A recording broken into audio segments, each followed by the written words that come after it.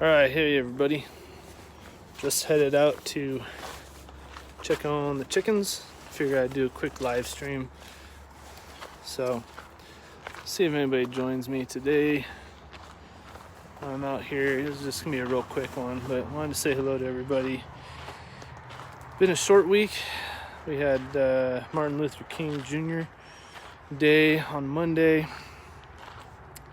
but it's felt like a long week. There's been a lot of stuff going on lately that just been kind of rough for a lot of people. So, hey, Outdoors with Big Matt. Matt, I appreciate you, sir. Thank you for all that you do, doing so many lives, connecting me with so many people. It's interesting, all the different fishing channels that I've started following lately. But it's interesting, today I found out that there's somebody in England who was fishing a spot, and I'm pretty sure I fished when I was 11 years old, the only time I've ever been to England. And that was interesting. I didn't ever think that somebody would be fishing a spot live on video and I'd be able to watch them catch the little fish that they caught using maggots as bait, like I did back in whatever that was, 89, 88 or 89, I think. I was 11 years old. And anyway, there's some gentleman in outside of London somewhere. I don't know where we were, but my parents, I kept asking them if I could fish the canals there, because the canals look like there have to be fish in there. And so I I begged my parents, like, hey, if we can find somebody who's fishing, can I ask them if I can just watch them fish, or if I can just see how they fish here.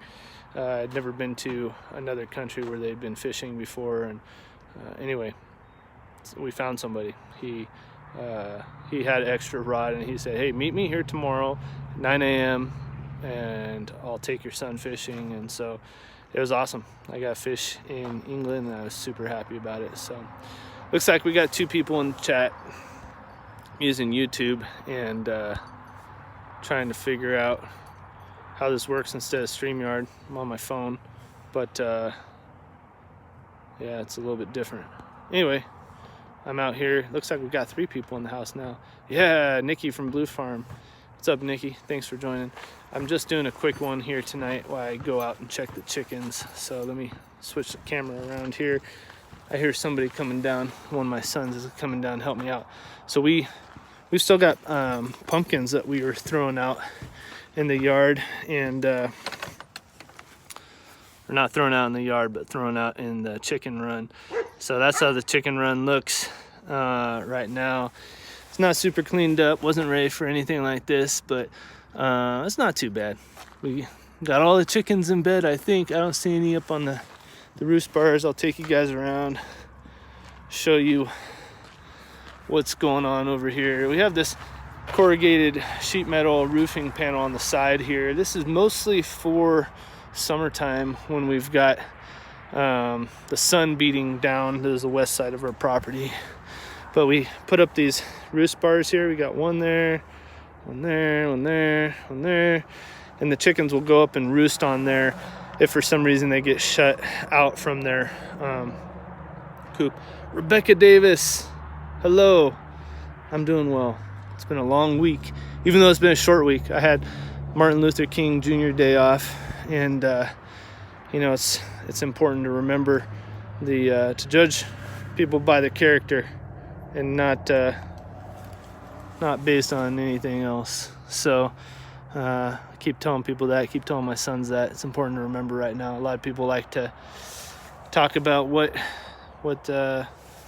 differentiates us, what separates us from one another, but character is everything. And I found some great people here. The Prepper Book Club, hello from Central Arizona. We're in Central Arizona too. We're up here in Yavapai County. And yeah, we're just putting the chickens to bed tonight. And they put themselves to bed, really. This is our water. If I can stick my finger in here. That thing's our water from Farmer Brad. You guys should go check out Farmer Brad. That thing is heated right now. You can maybe see. It's getting dark now, y'all. So I'm sorry about that. Let's see if my flashlight will work here. All right, you might even see the mice come out. My son Caleb's out here. He's wanting to check out these mice. We'll shoot them with the pellet gun sometimes. They're small, they're hard to hit compared to other things, but sometimes we'll get out here. But you see that cord going off to the left? Zombie Prepper, what's up, brother? Thank you for joining. This is just a quick one, guys. That water, though, you can see that where that first little branch is on that oak tree there, you can see where the water level is. That's the water from, it's automatic water. You can see this blue hose. See that blue hose hanging from the tree? That thing is connected to a float valve inside the water. We've got a video on that too if you search for it. Farmer Brad's heated automatic water.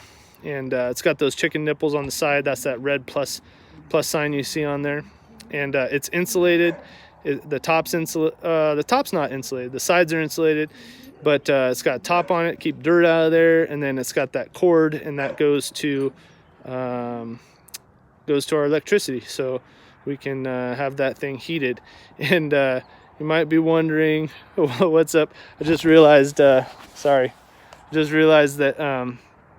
our feeder over there, we put a piece of siding on top of that to keep out, other stuff from getting in there, but also mice and rain and stuff before we put the roof on here. But you can see our roof on this chicken run. It definitely helps out. Danielle wanted that, and it works.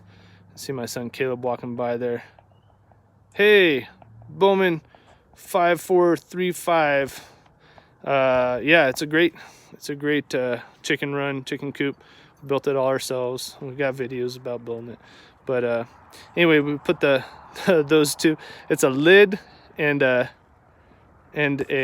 container from some dip, hummus, or I forget what it was. Anyway, it's I cut 2 holes in there because the mice were chewing on the siding. That's the little roof for that feeder, and we think they might be getting down those holes. There were mice feces on top of that panel. So Danielle said, you gotta do something. So I said, you know what? I don't know what I'm gonna do. We'll try this and see if it keeps them out of there. Maybe if it just hey, Heirloom Permaculture and Preparedness, thanks for joining us. Maybe if it just deters them, it'll curb their habits and they'll not go down those chains anymore. Anyway, this thing, we're learning all the time, folks, about how to keep chickens and what's best. And we left this little oak tree in here. I thought that was a good idea at first. I don't know if it was. I probably should have just chopped it down, but it gets the water and it'll probably die off here sometime. But anyway, the chickens, when they're small, they really like going up there, and they still go up there from time to time, but they really use these roost bars here. And these are just on angle brackets. You can see right here. Sorry for the bad lighting. It's getting dark. But hey, Prepper Book Club, we've got 10 chickens right now, and this thing is probably ideal for up to 12. We've had as few as, I think, 6 or 8 in here, and then we've got 10 at the moment. You can see this is the actual coop portion of it, and that's the siding that we used. But this thing's not permanent at all. It's just on skids. We've got a video on how to build this, or how we built it, and I show some I have a link in there to where I got the plans for it and everything. But we put a little corrugated roof on it. It's not the best construction. I'm not a carpenter by any means, but we had to put this little hallway in there to go from the coop to the run. So anyway, we got hot wire around the bottom of it and stuff. But yeah, it looks like there's just 5 of you on right now. Hopefully the video quality is all right for you guys. Got a little light here going on our oak tree. It's kind of cool. Hey, thanks, Prepper Book Club. Appreciate that. Yeah, I think it's all right. We got this little picket fence area. Our chickens, when we open up the coop, they would come out, and we just wanted to have a little kind of foyer, I don't know what you call it, little entry area for the chickens, little front yard, so to speak. But yeah, just got a little gate on here. So we just open that up. And then We got our, this is our gate that goes on here. I'll show you guys that in just a second. And this is where we collect the eggs, put them in this basket, and then bring it up. It's just on a little oak tree branch.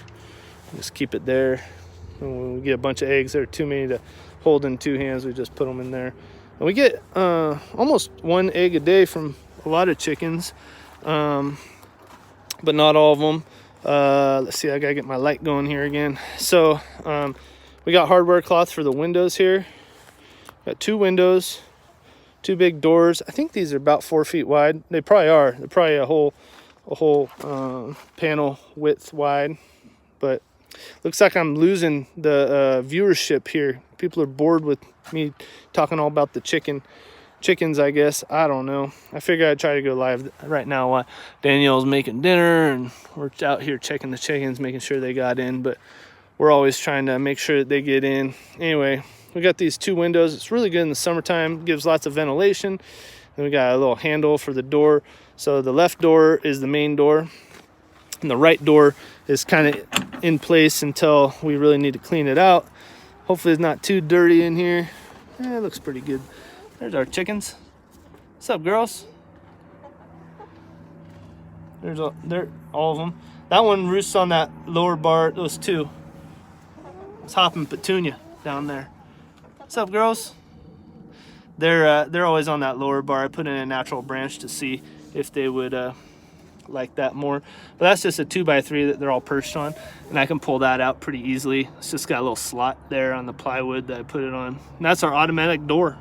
So it's already closed. They're all good to go. I don't even really need to check on them. So check for eggs. We got 2 fake eggs in there. You already checked? Son Caleb checked, but yeah, you can go and see videos of this coop. I really have talked about it. I think I've got 7 different parts to the chicken coop and run build, but there's a little piece of plywood that comes out, then we can just sweep all this out. It's got linoleum. We just kind of hooked that over. We didn't glue it or anything, just screwed it in. But there you can see where those are just like little window bolts, I think is what they call them. But I got one top and bottom, so it's kind of like Fort Knox here. I mean, there's no real way for a predator to get into here.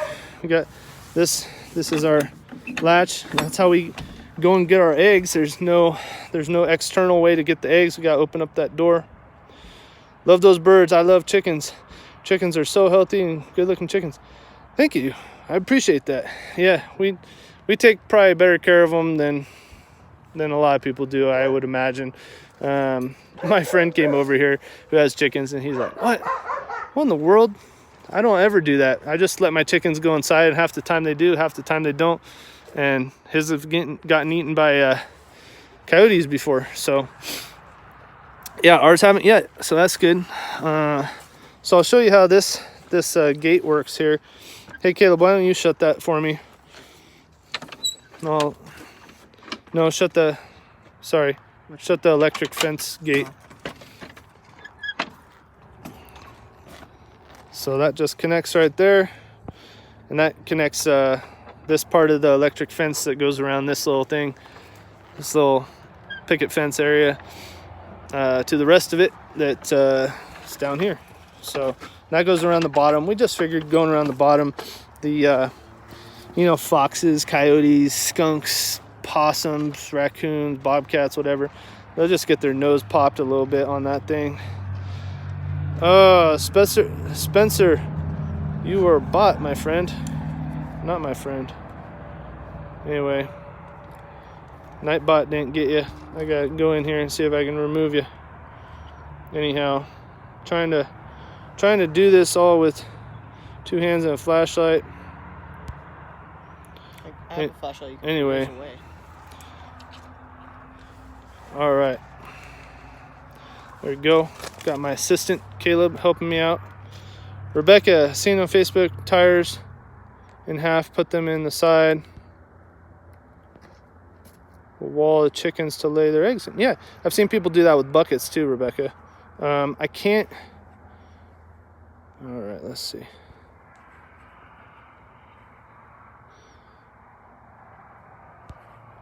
There we go. I got rid of the message on my phone. I've never done that before. Anyway, yeah, Rebecca, I've seen people do that as well, but I've seen people use buckets too, and cut like buckets in half. Actually, they'd put them on their side like that, and then the chickens would lay eggs in the buckets. So that's cool. Anyway, that's our chickens. Put them to bed. And that'll be it for tonight, folks. Appreciate you guys stopping in, checking out our chickens in the dark. But yeah, snow's coming. I think it's going to be coming soon. Might be tonight or early tomorrow morning, but yeah, the storm's really rolling in. It's getting cold. It feels like snow. So, yeah, that's it. Yeah, all right, Nikki. Thanks for your support. Appreciate it. Anyway, I don't know if I can gather some light from my son's flashlight here just to say goodnight to y'all, but I'm Nick from Arizona Highland Homestead. Thank you guys so much for watching. We'll have more videos for you real soon. All right, thanks Farm and HVAC. Appreciate it. We will stay warm. All right, God bless y'all. Good night.